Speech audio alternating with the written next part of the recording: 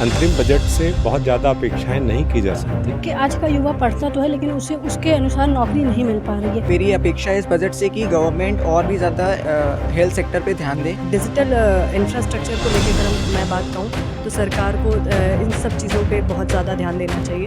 Public sector में vacancies होना चाहिए फोकस्ड। मोदी सरकार के तीसरे कार्यकाल का जो अंतिम बजट है वो पेश होने जा रहा है, जिसे निर्मला सीतारमण कल पेश करेंगी। उसको लेकर के हम राजेंद्र प्रगति विश्वविद्यालय में इस समय मौजूद हैं और यहाँ पे हम HOD सर हैं यहाँ के और कुछ छात्र यहाँ सर मौजूद हैं, हम उनसे ही बात करेंगे। सबसे पहले सर, कल जो अंतिम बजट है वो पेश होने जा रहा है, तो कितनी उम्मीदें हैं? अंतरिम बजट से बहुत ज़्यादा अपेक्षाएं नहीं की जा सकती, परंतु उनके प्रावधानों के आधार पर आगामी पूरे बजट के लिए, पूर्ण बजट जिसे कह सकते हैं, उसका अनुमान लगाया जरूर जा सकता है। और यह 4 महीने के लिए जो लेखानुदान किया जाता है, इसका मुख्य रूप से फोकस विकास के लिए और आने वाले चुनाव को ध्यान में रख करके किए जा सकते हैं। तो मुझे ऐसा लगता है कि सामान्य वर्ग के साथ कृषकों, उद्यमियों और करदाताओं के लिए इसमें किसी प्रकार की राहत की, सुविधाओं की घोषणा हो सकती है। तो क्या लगता है कि सरकार को किस वर्ग की ओर ज़्यादा सोचने की ज़रूरत है, क्योंकि चुनाव है, चुनावी सरकार निश्चित रूप से सभी वर्गों पर ध्यान देती है, सभी वर्गों के लिए कुछ ना कुछ करने के प्रयास करती है, पर बजट हमारा सीमित होता है। अब जब बजट का आकार पूरा होता है तब ये प्रावधान करना उतना उपयोगी हो सकता है, परंतु इस समय अर्थव्यवस्था को मजबूत बनाना प्रमुख होना चाहिए। वो इसलिए कि अगर अर्थव्यवस्था मजबूत होगी तो रोजगारी भी बढ़ सकेगी, शिक्षा भी बढ़ेगी, स्वास्थ्य भी अच्छा होगा और सुरक्षा भी होगी। साथ ही साथ हमारे अर्थव्यवस्था के प्रत्येक क्षेत्र, मसलन कृषि क्षेत्र हमारा पहले से ही विकसित हो चुका है, तृतीय क्षेत्र जिसका योगदान अर्थव्यवस्था में सर्वाधिक है, उसके लिए विशेष प्रावधान किए जाने की उम्मीद है। कुछ हमारे साथ यूथ भी हैं, हम उनसे भी बात करेंगे। तो क्या लगता है सरकार को, क्योंकि एक यूथ होने के नाते एक बेरोजगारी एक बड़ा मुद्दा होता है, जी, तो सरकार को किस ओर सोचने की जरूरत है?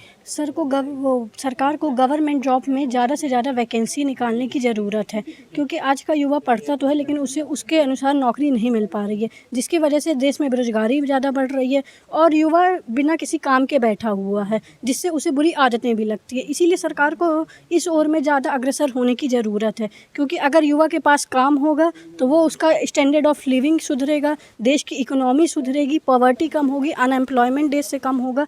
गवर्नमेंट में खास करके वैकेंसी ज़्यादा निकले ताकि जो बच्चे हैं वो अपनी मेहनत का फल उनको मिल सके। इसके साथ साथ प्राइवेट सेक्टर में भी कुछ अच्छे सुधार हों, बच्चों को अच्छी जॉब्स मिले और जो स्टार्टअप्स होते हैं, क्योंकि एज अ मैनेजमेंट स्टूडेंट हमारा भी फ्यूचर में स्टार्टअप्स का प्लान है, तो जो स्टार्टअप्स है उसको भी ऐसा है कि गवर्नमेंट सपोर्ट करे, वेदर वो वुमेन का स्टार्टअप हो चाहे मैन का स्टार्टअप हो, लेकिन स्टार्टअप में भी ज़्यादा चीज़ें आएँ, कुछ ऐसा लाइसेंस रिलेटेड चीज़ों में रिलैक्सेशन हो और उन्हें भी ज़्यादा ऐसा है कि प्रोत्साहित किया जाए ताकि वो अपना स्टार्टअप करें, अपने देश की GDP में कंट्रीब्यूट करें। ये तो इनका कहना है कहीं ना कहीं स्टार्टअप से लेकर के सरकार को सोचने की ज़रूरत है। एक हेल्थ है, एजुकेशन है, इसको लेकर के क्या सोचते हैं आप? जी, हेल्थ और एजुकेशन पे गवर्नमेंट हमेशा से ही पिछले बजट्स में भी ध्यान देते आ रही है और मैं चाहता हूँ, मेरी अपेक्षा है इस बजट से कि गवर्नमेंट और भी ज़्यादा हेल्थ सेक्टर पे ध्यान दे, वहाँ पर जो फंडिंग है वो बढ़ाए ताकि और भी ज़्यादा एडवांस टेक्नोलॉजी इंडिया में आ सके और लोगों को बाहर जाके अपना इलाज कराने की ज़रूरत ना पड़े। और इंडिया में ही अगर इलाज लोग कराएंगे तो उनको सस्ता पड़ेगा, जिससे कि डोमेस्टिक ही जब इनकम वो होगी तो वो इकोनॉमी को ग्रोथ करेगी। तो एक डिजिटल इंडिया की हम बात करते हैं हमेशा से लेकर के, तो क्या सरकार को किस सोचने की जरूरत है डिजिटल इंडिया को लेकर के? देखिए, डिजिटल इंडिया एक बहुत महत्वपूर्ण वर्ग रहा है। इंफ्रास्ट्रक्चर अगर हम बात करें उसका, तो सरकार ने पहले भी बहुत सारे कदम उठाए हैं इन सब चीज़ों को लेके, पर अगर हम इसको बहुत मजबूत कर देंगे तो ये ना तो केवल रोज़गार बल्कि हमारे व्यवसाय में भी आजकल हम डिजिटल पेमेंट यूज़ कर रहे हैं, मोड, तो इसमें भी बहुत महत्वपूर्ण भूमिका ये सारी चीज़ें निभाएंगी।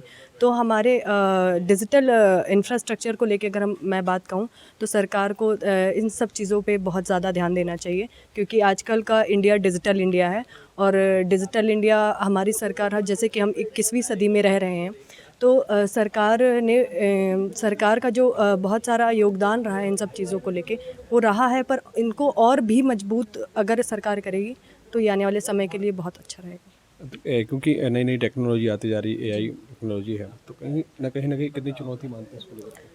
ये बहुत बड़ी चुनौती भी और अपॉर्चुनिटी भी है। अगर हम इसको इसके दो नज़रिए देखें, अगर एक दृष्टिकोण से देखें तो हमारे लिए चुनौती इस तरह की है, क्योंकि ये जो जितनी भी जॉब्स थी, जैसे कंटेंट राइटिंग की, अगर आप मीडिया से हैं, आप जानते होंगे आजकल ये सारी चीज़ें रिप्लेस करते जा रही है। जैसे चैट जीपीटी की बात करें, बिंग आ गया माइक्रोसॉफ्ट का, तो ये सारी चीज़ें एक जो कंटेंट राइटिंग की एक बहुत बड़ा जो सेक्टर है मास मीडिया का, उसको कम करते जा रहा है। तो ये बहुत बड़ा चैलेंज है उस चीज़ों को लेके, पर गवर्नमेंट को इन दोनों के बीच में बैलेंस बनाना चाहिए। इन दोनों को एक कुछ रिस्ट्रिक्शन इम्पोज कर देना चाहिए अगर ये सारी चीज़ें रोज़गार में बहुत ज़्यादा हावी हो रही हैं। तो इस तरह से सरकार अगर बैलेंस बनाए तो सरकार इससे बहुत बड़ी अपॉर्चुनिटी भी क्रिएट कर सकती है। तो कहीं ना कहीं चुनौती भी है। और कुछ यूथ आपसे बात करेंगे, यूथ होने के नाते क्या लगता है कि किस तरह का बजट होना चाहिए इस बात का? बेसिकली इस बार का जो बजट है वो पब्लिक सेक्टर में वैकेंसीज़ की तरफ होना चाहिए फोकस्ड। एंड जितनी भी हमारी जो एग्रीकल्चर एंड एलिड एक्टिविटीज़ है वो ऑलरेडी 70% कंट्रीब्यूट करती है। तो हमारा जो है बजट का फोकस वो बेसिकली टर्शरी सेक्टर पे होना चाहिए, सर्विसेज सेक्टर पे, क्योंकि जितने भी बेसिकली जितने भी लोग हैं जो कि अनएम्प्लॉयमेंट में मतलब कंट्रीब्यूट करते हैं वो मोस्टली एग्रीकल्चर सेक्टर से रिलेटेड रहते हैं। बेसिकली जब सीज़न है तो वो कर पाते हैं काम, उसके बाद वो अनएम्प्लॉय हो जाते हैं।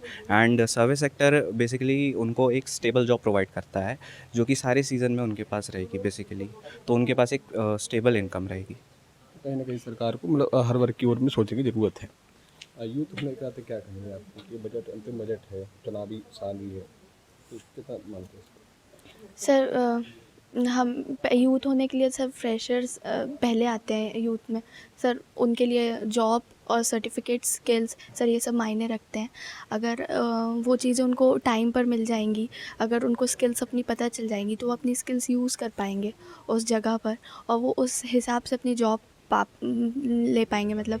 और सर अगर गवर्नमेंट जॉब्स की बात करें तो सर रिज़ल्ट्स बहुत लेट आते हैं ज़्यादातर एग्ज़ाम्स के, तो सर वो अगर जल्दी आएंगे तो लोग जॉइनिंग जल्दी करेंगे। सर आधे लोग तो बैठे बैठे रिज़ल्ट्स के वेट में ही चले जाते हैं कि मतलब रिज़ल्ट नहीं आ रहा। सर रिज़ल्ट 1-2 साल बाद भी आता है कभी कभी, और कभी कभी वो एग्ज़ाम कैंसिल भी हो जाते हैं। तो सर वो सब मैनेजमेंट पर ध्यान देना चाहिए। तो कहीं ना कहीं सरकार को शिक्षा की ओर भी सोचने की ज़रूरत है।